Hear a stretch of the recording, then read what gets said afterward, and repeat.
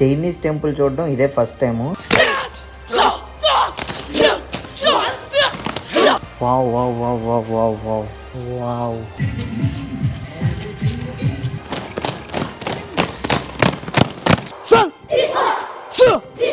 ఆయనే బోధిధర్ముడు. ఈ పేరు మనం 7th సెన్స్ సినిమాలో కూడా విన్నాం.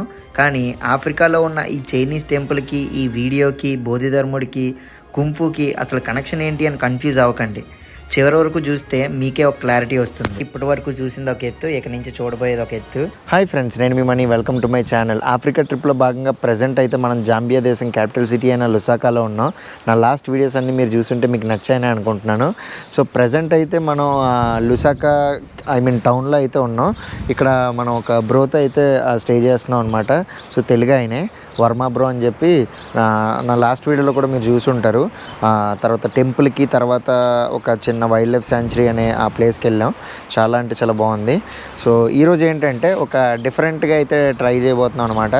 సో ఇక్కడి నుంచి నాకు తెలిసి ఒక 10 to 15 కిలోమీటర్స్ దూరంలో ఒక చైనీస్ టెంపుల్ అయితే ఉంది. ఆ షావులిన్ చైనీస్ టెంపుల్కి వెళ్ళే రూట్లో అయితే అసలు పొద్దున్న నుంచి ఇంకేం తినలేదు, బాగా ఆకలేస్తుందని చెప్పి సో ఈ దగ్గరలో ఉన్న రెస్టారెంట్కి అయితే వచ్చాం. మన తెలుగు వాళ్ళది రెస్టారెంట్. సో ఆల్రెడీ ఇక్కడ బిర్యానీ అయితే ట్రై చేశాను, చాలా బాగుంది.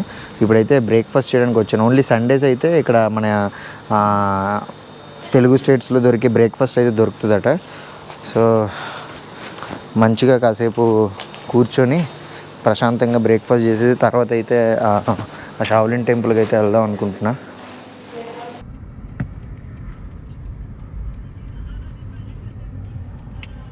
ఫైనల్గా అయితే మనం ఆ షావులిన్ టెంపుల్ దగ్గరికి అయితే వచ్చేసాం.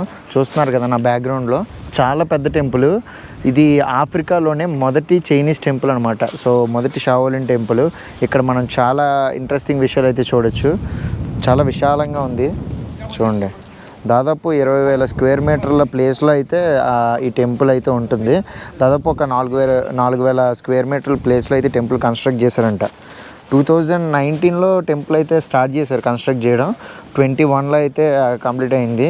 అంత ఓల్డెస్ట్ టెంపుల్ ఏం కాదు, బట్ రీసెంట్గానే దాదాపు ఒక 4-5 ఇయర్స్ పూర్తి చేసుకుంది. ఇక్కడ ఇంకొక ఇంట్రెస్టింగ్ విషయం ఏంటంటే ఇక్కడ మార్షల్ ఆర్ట్స్ కూడా నేర్పిస్తూ ఉంటారు. చాలామంది స్టూడెంట్స్ అయితే ఇక్కడికి వచ్చి నేర్చుకుంటారనమాట కుంఫు. అది ఈ జాంబియా దేశంలో అయితే చాలామంది చైనీస్ ఉన్నారు. ఏం బ్రో, చాలామంది చైనీస్ ఉన్నారు కదా ఇక్కడ. వాళ్ళు డిఫరెంట్ టైప్స్ ఆఫ్ బిజినెస్ ఫీల్డ్స్లో ఉన్నారు, లైక్ కన్స్ట్రక్షన్స్. ఓకే, చాలా పెద్ద కమ్యూనిటీ. చాలా పెద్దగా ఉంది కదా టెంపుల్. నేను విన్నది ఏంటంటే ఈ కన్స్ట్రక్షన్ టైంలో అంటే వర్కర్స్ కానీ అండ్ ఇక్కడ లోపల పెట్టిన ఐడల్స్ అన్నీ కూడా they bought it from China నుంచి తీసుకొచ్చారు. ఓకే ఓకే, ఇవ్వండి. ఇదైతే కరెక్ట్గా డోర్కి ఎంట్రన్స్లోనే ఉంది, చూసారు కదా. హెవెన్లీ కింగ్ హాల్ అంట.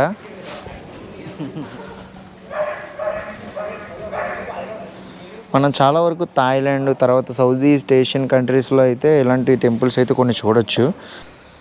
మనం స్టార్టింగ్లోనే ఫస్ట్ ఒక హాల్లోకి అయితే వచ్చాం. బాబా అసలు చూడండి ఒక్కొక్కటి ఎలా ఉన్నాయో, అదిరిపోయాయి కదా. మనకి అంత హిస్టరీ ఏం తెలియదు ఈ స్టాచ్యూస్ గురించి, లేదంటే చెప్పేవాడిని. ఒక్కొక్కటి ఒక్కొక్క రకమైన స్టాచ్యూ. మన టెంపుల్స్ అయితే తెలిస్తే కానీ మనకి ఈ టెంపుల్స్లో అయితే ఈ నేమ్స్ కానీ స్టాచ్యూస్ కానీ అన్నీ చాలా డిఫరెంట్గా ఉంటాయి. కాకపోతే వాల్స్, పెయింటింగ్స్, ఈ స్టాచ్యూస్ ఎంత బాగున్నాయో. ఇటువైపు కూడా చూడండి.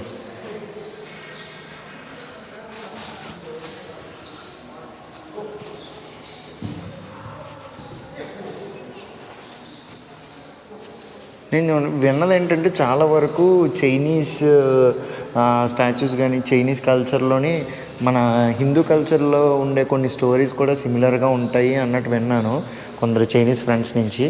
మరి అది అంతవరకు నిజం అనేది తెలియదు. కాకపోతే ఈ టెంపుల్ మొత్తంలో దాదాపు ఒక 230 స్టాచ్యూస్ అయితే ఉన్నాయంట, బుద్ధుడి స్టాచ్యూలు. సో చాలా పెద్ద టెంపుల్. 230 స్టాచ్యూస్ అంటే చాలా ఎక్కువ. ఇక్కడ చూడొచ్చు, అందరికీ అయితే బ్యాక్ ఫ్లిప్ నేర్పిస్తున్నారు బ్రదరు.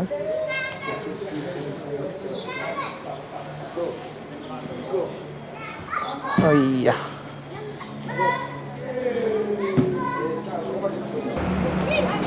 యాక్చువల్గా నేను కొన్ని వీడియోస్లో అయితే చూశాను, చాలామంది ఆఫ్రికన్స్ అయితే పిల్లలందరూ కలిసి కుంఫు చేస్తూ ఉంటారు. భలే ఉంటుంది అసలు. ఆ వీడియో చూసినప్పుడు అయితే భలే అనిపించింది.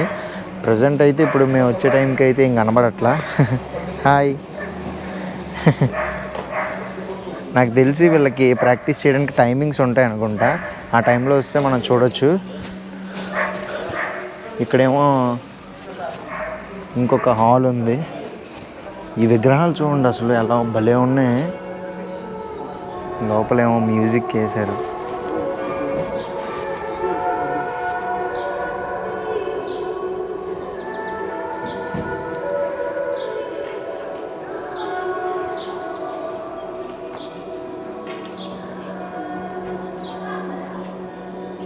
చాలామంది చిన్నపిల్లలు అయితే నేర్చుకుంటున్నారు. దట్టు మెయిన్ చాలామంది ఆఫ్రికన్ పిల్లలు ఉన్నారు. చూడొచ్చు అలా బ్యాక్ ఫ్లిప్ చేస్తున్నారు. ఎంతసేపు మా బ్రదర్ అయితే కర్ర పట్టుకొని తిప్పారు వాళ్ళని, ఇప్పుడైతే చేతితో తిప్పుతున్నారు మొత్తం. కానీ చాలా రిస్కీ, ఎందుకంటే ఒకవేళ రాంగ్గా ఫ్లిప్ చేస్తే మెడ దగ్గర అది కొంచెం కొన్ని వీడియోల్లో చూశాను, కొంచెం జాగ్రత్తగా అయితే ఫ్లిప్ చేయాలి. నువ్వు ట్రై చేయొచ్చు కదా. ఇవన్నీ మన వల్ల అయ్యే పనులు కాదే. పైగా ఫిజికల్ కానీ మెంటల్ కానీ స్ట్రెయిన్ మన వల్ల అయ్యే పని కాదు బ్రో అదంతా. పర్లేదు, ఒకసారి ట్రై చేస్తే తెలుస్తుంది. ఫ్లిప్ ఓకే, వెనక వరకే వెళ్తాను, మళ్ళీ జంపే కష్టం. మనం ఇప్పుడు ఇంకొక హాల్లోకి వచ్చాం. చూడండి మ్యూజిక్ కూడా ప్లే చేస్తున్నారు ఇక్కడ. ఈ కార్నర్ నుంచి వద్దాం. యాక్చువల్గా ఈ విగ్రహాల దగ్గర కింద చైనీస్లోనే నేమ్స్ రాశారు. ఒకవేళ ఇంగ్లీష్లో కనుక రాసి ఉంటే మనకు అర్థమయ్యేవి. కాకపోతే చూడొచ్చు ఒక్కొక్క స్టాచ్యూ ఇలా దాదాపు 230 స్టాచ్యూస్ అయితే ఉన్నాయండి ఈ టెంపుల్ మొత్తంలో.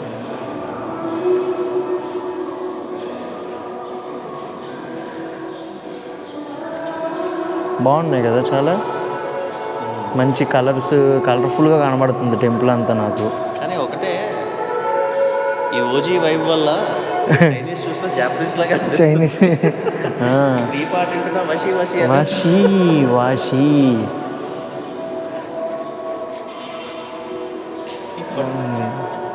రాజ్ కలెక్షన్. యాక్చువల్గా మనకి చైనీస్ కల్చరు తర్వాత చైనీస్ గాడ్స్ అంత తెలియదు కాబట్టి మనం తెలియట్లేదు బ్రో మనకి నేమ్స్ కానీ ఇవి.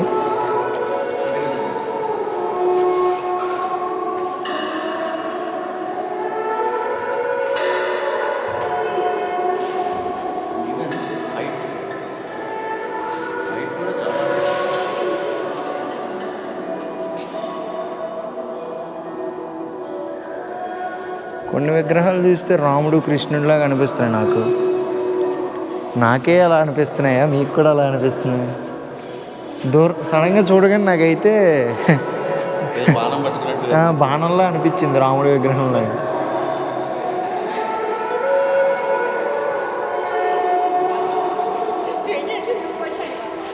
చూడొచ్చు ఇక్కడ అయితే దాదాపు ఈ జాంబియా దేశంలో 80,000 దాకా అయితే చైనీస్ అయితే ఉన్నారు. వాళ్ళకి కంపెనీస్ కూడా ఉన్నాయన్నమాట ఇక్కడ చాలా వరకు. అందుకని చెప్పి మనం ఎక్కువ పాపులేషన్ అయితే చూడొచ్చు. అందుకని చెప్పి ఇక్కడ షావులిన్ టెంపుల్ అయితే కన్స్ట్రక్ట్ చేశారు. ఓహో, ఇక్కడ కత్తులు కూడా ఉన్నాయి. వీళ్ళు ప్రాక్టీస్ చేస్తే బాగుంది, మనం కూడా చూడొచ్చు. ఏమో ట్రై చేస్తారా ఏమన్నా? బుద్ధ స్టాచ్యూస్ అయితే ఉన్నాయి. వావ్, మెరిసిపోతున్నాయి గోల్డ్ కలర్లో.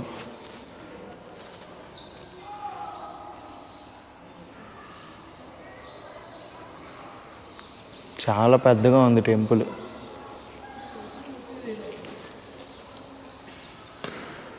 ఒకవేళ మీలో ఎవరికైనా ఈ చైనీస్ విగ్రహాలు వీళ్ళ స్టోరీ గురించి ఏమైనా తెలిస్తే కామెంట్ చేయండి. చాలా పెద్ద టెంపుల్, బాగుంది చూడడానికి. Wow wow wow wow wow wow wow,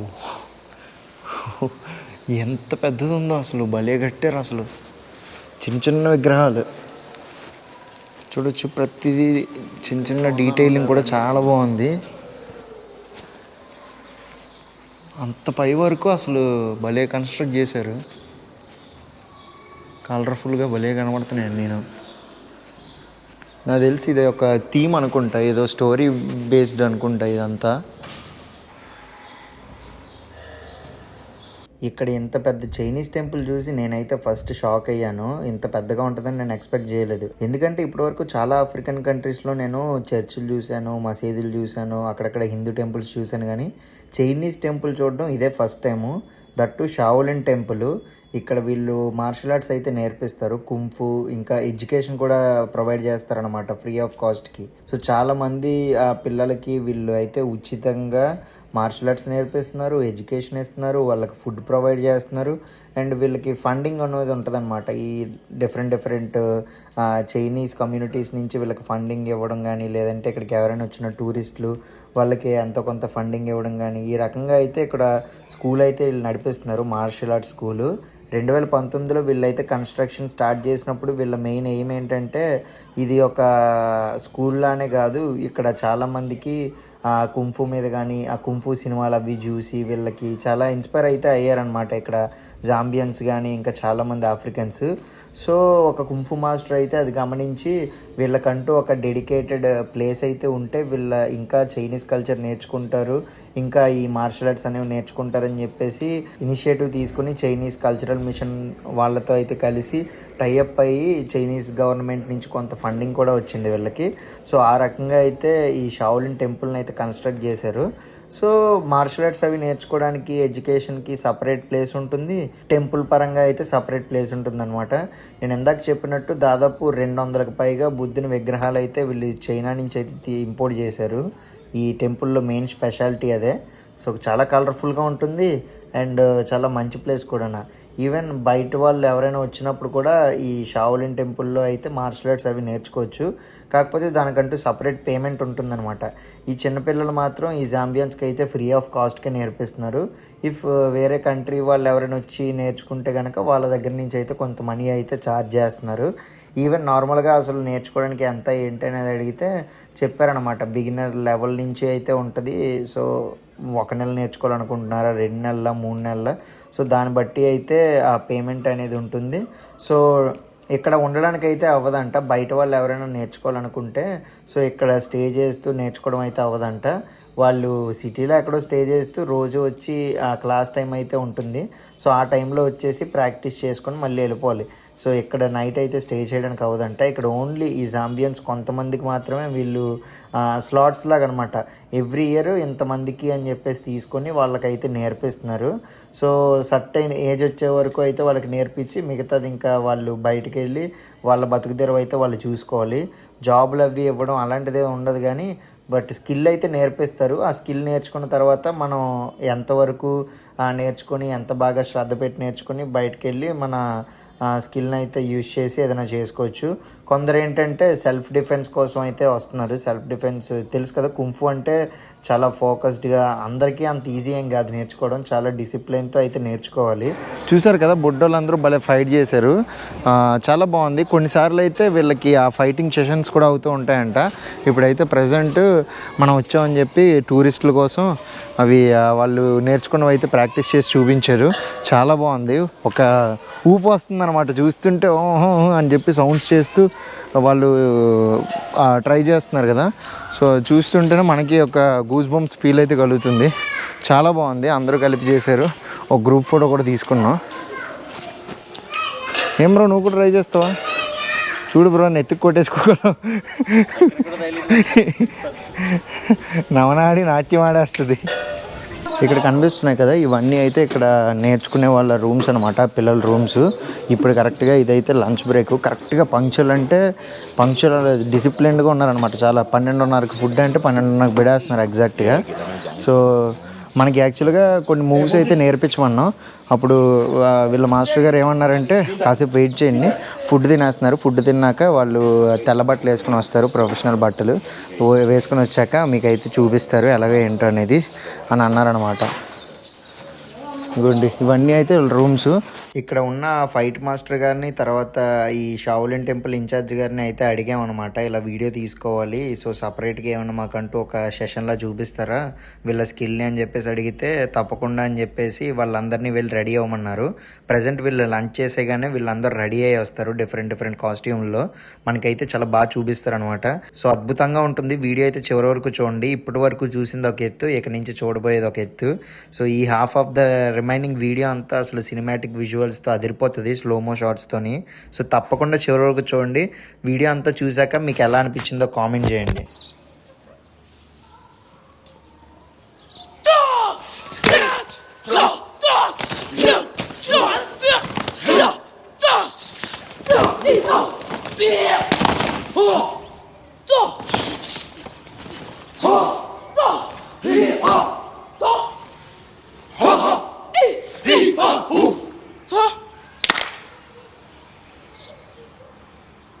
నేను ఇప్పుడు ఈ షావులిన్ టెంపుల్ గురించి, ఈ కుంఫు ఫైట్ గురించి అయితే క్లియర్గా చెప్తాను. ఒక ఇంట్రెస్టింగ్ కథ అయితే ఉంది.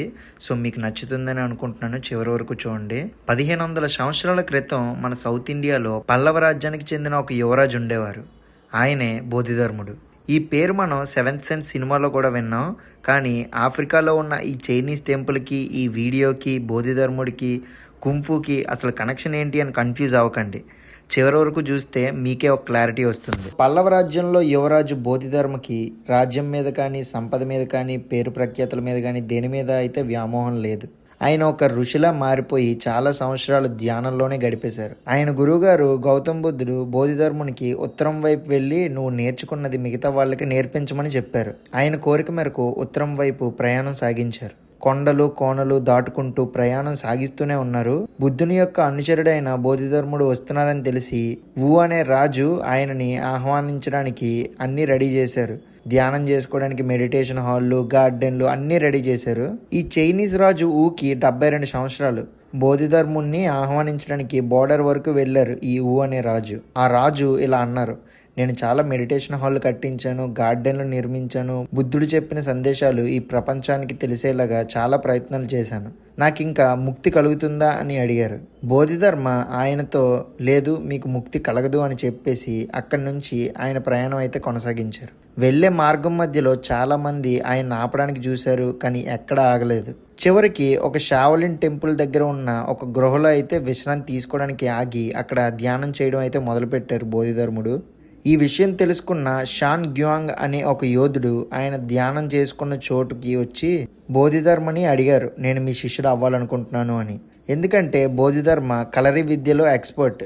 సో అందుకే షన్ గ్యుయాంగ్ ఆయన నుండి నేర్చుకోవాలని ఆశపడ్డారు. కాకపోతే బోధిధర్మ ఆ షన్కి ఏం చెప్పలేదు అడిగిన దానికి. దాదాపు 9 సంవత్సరాలు ఎదురు చూశాడు బోధిధర్ముడు ఈయన్ని శిష్యుడిగా అంగీకరిస్తారని. బోధిధర్మ ధ్యానం ముగించుకొని గృహ నుండి బయటకు వచ్చి ఆ దగ్గరలో ఉన్న షావులిన్ టెంపుల్కి వెళ్ళారు. ఆయన వెనకే షాన్ వెళ్తూ ఆయన్ని బ్రతిమాలారు, నన్ను మీ శిష్యుడిగా చేర్చుకోండి అని. అప్పుడు బోధిధర్మ షాన్తో ఇలా అన్నారు, ఈ చుట్టూ ఉన్న మంచు ఎర్రగా మారితే అప్పుడు నేను నిన్ను శిష్యుడిగా అంగీకరిస్తానన్నారు. వెంటనే షాన్ తన దగ్గర ఉన్న ఖడ్గంతో తన ఎడమ చేయిని మొత్తాన్ని నరికేసుకొని ఆ చేతిని చుట్టూ తిప్పడం అయితే స్టార్ట్ చేశారు. మొత్తం రక్తం అంతా తుల్లుతూ ఆ చుట్టూ ఉన్న మంచంతా రక్తంతో తడిసి ఎర్రగా మారింది. ఇది చూశాక ఇంకా బోధిధర్మకి షాన్ యొక్క కోరికను తిరస్కరించలేకపోయారు. శిష్యుడిలా ఉండడానికి ఒప్పుకొని షాన్కి కలరీ విద్యను నేర్పించారు. షాన్ బాగా నేర్చుకొని ఈ కలరీలో ఆరితేరిపోయారు. ఆయనకి ఉన్న ఒక చేయితో మాత్రమే నమస్కారం చేయడం వలన సో 1 హ్యాండెడ్ నమస్తే అయితే బాగా పాపులర్ అయింది. ఆ కలరీ ఫైట్ కొంచెంగా అలా మాడిఫై అవుతూ ఇప్పుడు కుంఫుగా అయింది.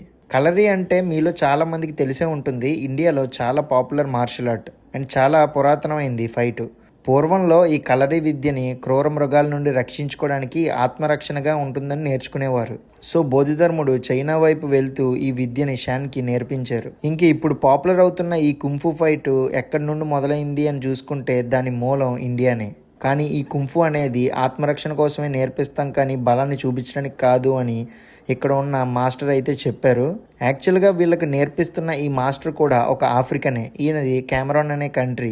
ఈయన చైనాలో ఉన్న షావులిన్ టెంపుల్లో మార్షల్ ఆర్ట్స్ నేర్చుకుని అక్కడ చాలా సంవత్సరాలు షావులిన్ టెంపుల్లో పనిచేసి ఇప్పుడు ఇక్కడ లుసాకాలో ఉన్న ఈ షావులిన్ టెంపుల్లో పిల్లలకి నేర్పిస్తున్నారు. కానీ వీళ్ళ డిసిప్లిన్, ఫోకస్, చేసే మూవ్స్ ఇవన్నీ చూస్తూ ఉంటే నేను కూడా నేర్చుకోవాలన్న ఆసక్తి అయితే కలుగుతుంది.